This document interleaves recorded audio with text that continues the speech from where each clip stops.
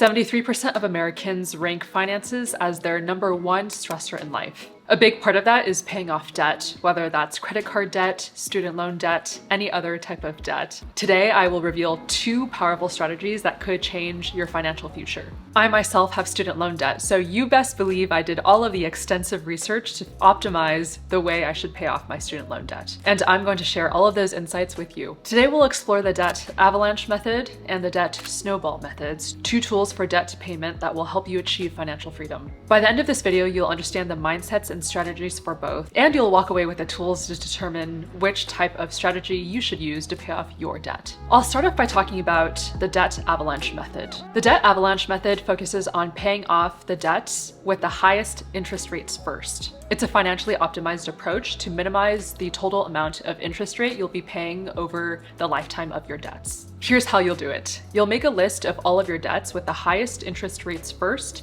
and then your lowest interest rates last. You'll focus on paying off the most financially burdensome debts first. So usually that might look like credit card debt if you have credit card debt, and then student loan payments last, because credit card debt generally tends to be around 20%.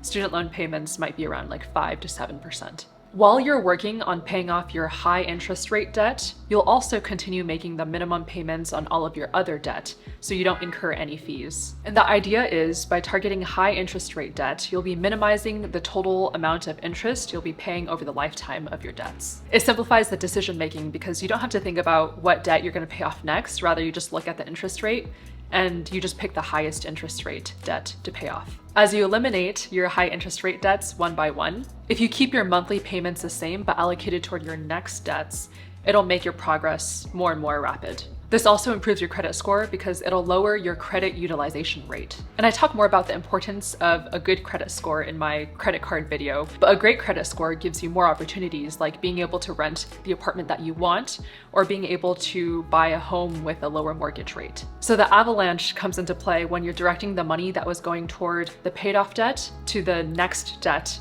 with the next highest interest rate. And as the process continues, it creates a cascading effect like an avalanche. The drawback to this is that it might take a little bit longer to gain a sense of achievement when it comes to paying off your debts. It might take longer to pay off a high interest debt, just depending on how much you took out for those loans. And not having those quick wins can be a little bit demotivating for some people. So for anyone who thrives on quick wins and motivation, the Debt Avalanche's focus on interest rates might not provide the same psychological boost as the Debt Snowball method. Speaking of which, let's talk about the Debt Snowball method. The Debt Snowball method is a systematic approach that prioritizes quick wins and motivations to keep you on track. So again, you'll create a list of all of your debts, but this time you'll put the smallest outstanding balance first, and then as you go down the list, the outstanding balances will get higher and higher. And just like with the Debt Avalanche method, while you're working on paying off your smallest debts first, you'll continue to make the minimum payments on all of your other debts so that you don't incur any penalties or fees. And one of my favorite features of the Debt Snowball method is the emphasis on psychology. It's so satisfying to see your debt paid off and not have to worry about it, and then allocate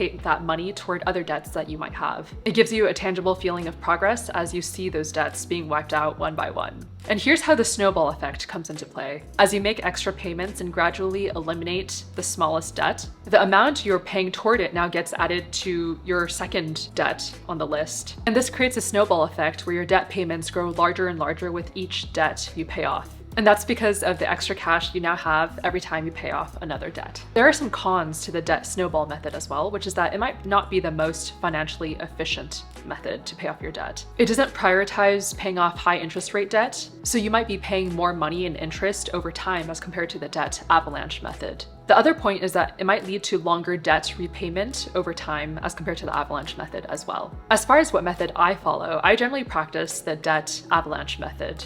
I try to make rational choices with my money as much as possible and when it's easy to. And so for me, with debt repayment, I just figure that one way or another, the debt will be repaid. So I might as well do it while spending the least amount of money possible, which means paying the least amount of interest possible. But if you get motivated by seeing your debts disappear quickly, then you might want to follow the Debt Snowball method. And if you're like me and you want to pay the least amount of interest over time, then consider the Debt Avalanche method. Both the Debt Snowball and the Debt Avalanche methods are techniques within debt management that offer structured ways to pay off multiple amounts of debt. The Debt Snowball method focuses on paying off the smallest balance first, while the Debt Avalanche method focuses on paying off the highest interest rate debt first. If you like this video, you might consider watching this video here, where I talk about money mindset tips that can help you reframe how you think about saving.